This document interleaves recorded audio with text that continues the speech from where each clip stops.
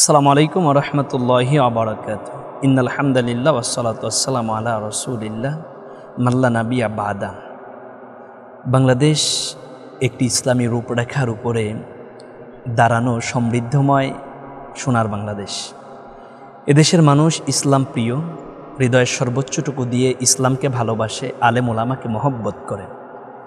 এজন্য বাংলাদেশে দিন প্রচারের অনন্য মাধ্যমগুলোর ভিতরে অন্যতম হচ্ছে শীতের মৌসুমে গ্রামে গঞ্জেরে, শহর কিংবা মসজিদ মাদ্রাসাগুলোতে তাফসিরুল কুরআন মাহফিল, মিলাদ মাহফিল, সিরাতুন নবী মাহফিল, ইসলামী মহাসম্মেলন কিংবা ইসাল সাওয়াব মাহফিল। বাংলাদেশকে কেন জানি বলা হয় শীতের মৌসুমে ওয়াজের সবচাইতে একটি চমৎকার উৎসব মুখর পরিবেশ।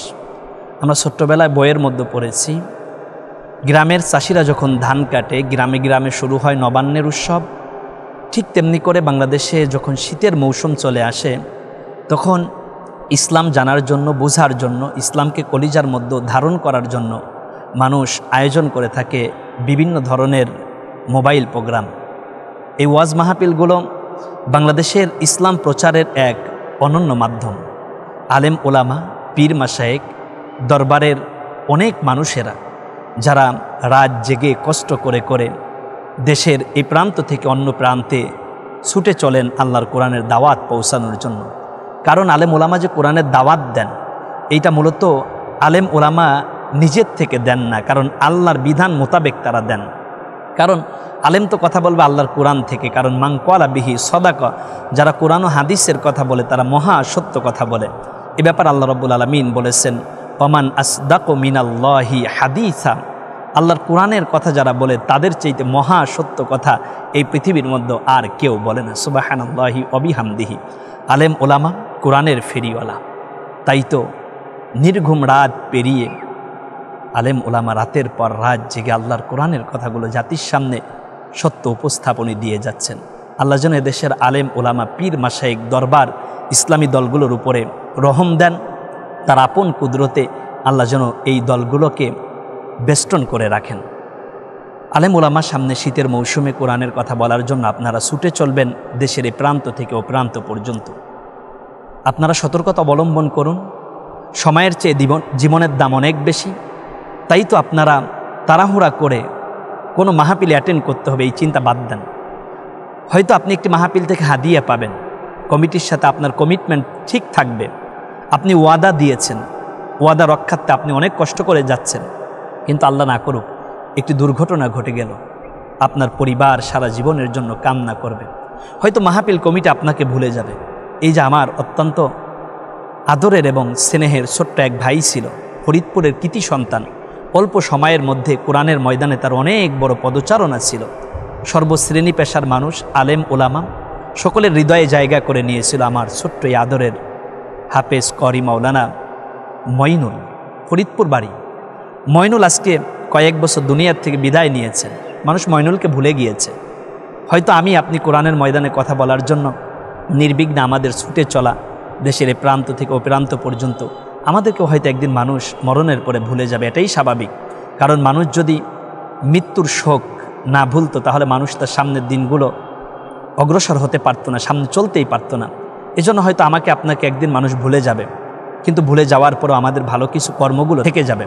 এজন্য উচিত হচ্ছে এমন জীবন করিবে গঠন, মরণে হাসিবে তুমি, কাঁদিবে ভুবন। তবে আমরা ভালো কিছু কাজ এ দুনিয়াতে রেখে যাওয়ার জন্য তাড়াহুড়া করে কোনো মাহফিল ধরতে হবে, ওয়াদা রক্ষার্থে আমাদেরকে ওভার স্পিডে গাড়ি চালিয়ে সেই মাহফিলে যেতে হবে, এই চিন্তাগুলো বাদ দেন। প্রয়োজন আপনি একটা মাহফিল করবেন না, অন্য ভাইকে সেখানে প্রক্সি হিসেবে পাঠিয়ে দিবেন, কিন্তু আপনার জীবনের দাম অনেক বেশি। আপনি আলেম, আপনার ভিতরে আল্লাহ এলেম দিয়েছে, এই এলেমের দাম কিন্তু কোটি কোটি টাকার চাইতেও বেশি।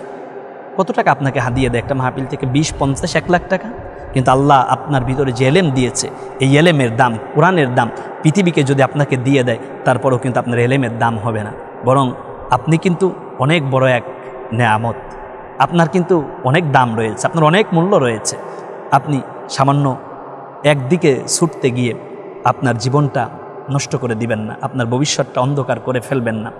আর আমরা যখন কোরআনের ময়দানে কথা বলবো তখন সতর্কতার সাথে কথা বলবো, শব্দ চয়নের দিকে খেয়াল করে আমাদেরকে কথা বলতে হবে। কারণ অশ্লীল, বেহায়াপনা, অতিরঞ্জিত বাড়াবাড়ি, অন্যকে আঘাত করে কথা বলা থেকে আমরা বিরত থাকব। আমরা কোরআনের কথা, হাদিসের কথাগুলো সত্য উপস্থাপনী দেওয়ার চেষ্টা করব। কিন্তু আমরা যদি কোরআনের ময়দানে কথা বলতে গিয়ে দেখা গেল যে আমাদের মন গড়া কিছু কথা বলে ফেললাম, সিনেমার গান গাওয়া শুরু করলাম, রঙিন রূপবানের গান গাওয়া শুরু করলেন, তাহলে আপনি আলেম, আপনার দাম কমে যায়। আর আপনার এই কর্মের কারণে অন্য হকপন্থী আলেম ওলামাদের বদনাম হয়। এজন্য আমরা সামনের মাহফিল অঙ্গনটাকে, মাহফিল সিজনটাকে খুব দারুণভাবে যাতে উপভোগ করতে পারি, কোরআনের ময়দানে কথা বলতে পারি, এই বিষয়ে আমাদেরকে খুব সতর্কতা অবলম্বন করতে হবে। যদি আমরা সতর্কতা অবলম্বন করতে পারি তাহলে আমাদের মাহফিলের এই সময়টা খুব আলোড়িত হবে, যাতে আমাদের কাছ থেকে কোরআনের অনেক সত্য মেসেজগুলো পেয়ে যাবে। তবে হ্যাঁ, সামনের সিজনে যে মাহফিল হবে, এই মাহফিলে আলেম ওলামাকে কিন্তু দারুণ সতর্কতা নিয়ে চলতে হবে। কারণ আপনি যখনই কোরআনের কথাগুলো বলতে যাবেন, কোরআনের সত্য উচ্চারণ করতে যাবেন, তখন কিন্তু বাধা প্রাপ্ত হতে পারেন। কারণ স্বৈরশাসকের আমলে আমরা বারংবার বাধা প্রাপ্ত হয়েছি। স্বৈরশাসকের আমলে আমরা কোরআনের সত্য কথাগুলো উপস্থাপনে দিতে পারিনি। মাহফিল 144 ধারা জারি হয়েছে।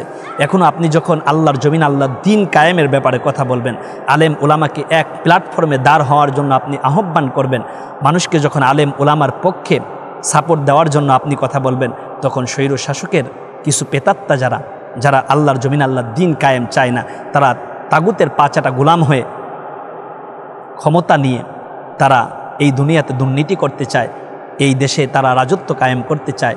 ওই মানুষগুলো কিন্তু আল্লাহর জমিন, আল্লাহর দিন কায়েম কোনোভাবেই চায় না। তারা আল্লাহর জমিন, আল্লাহর দিন কায়েমের চাইতে তাদের ক্ষমতাটাকেই তারা বড় করে দেখে।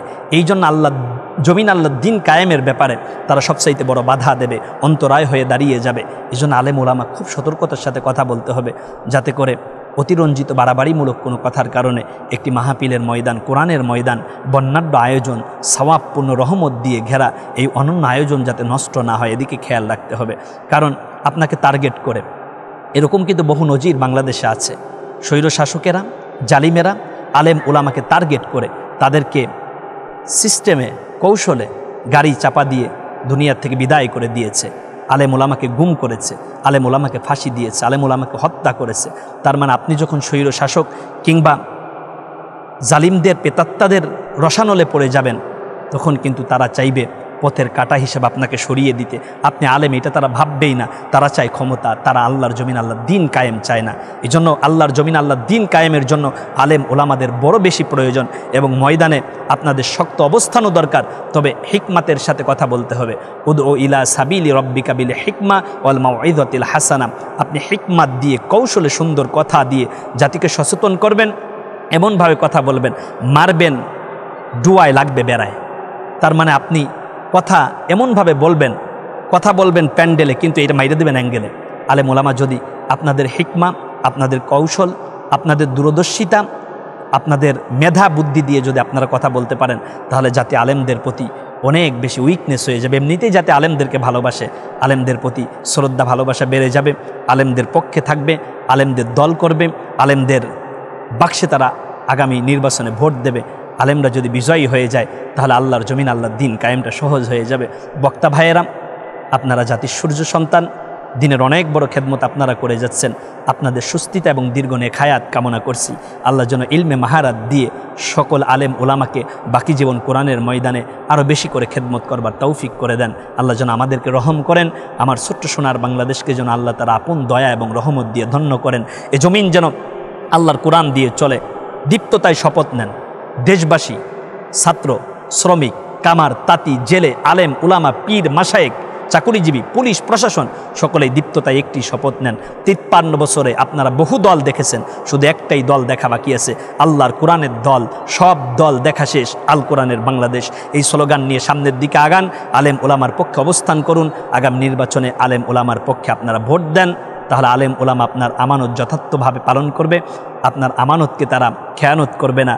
আল্লাহর জমিন, আল্লাহর কোরআন দিয়ে দেশ চালালে অপসংস্কৃতি, দুর্নীতি, বেহায়াপনা, অশ্লীলতা, জিনা, সুদ, ঘুষ সব বন্ধ হয়ে যাবে। আল্লাহর জমিনটা আল্লাহ সোনার জমিন হয়ে যাবে। আল্লাহ যেন আমাদের ছোট্ট সোনার বাংলাদেশে দিন কায়েম করে দেন।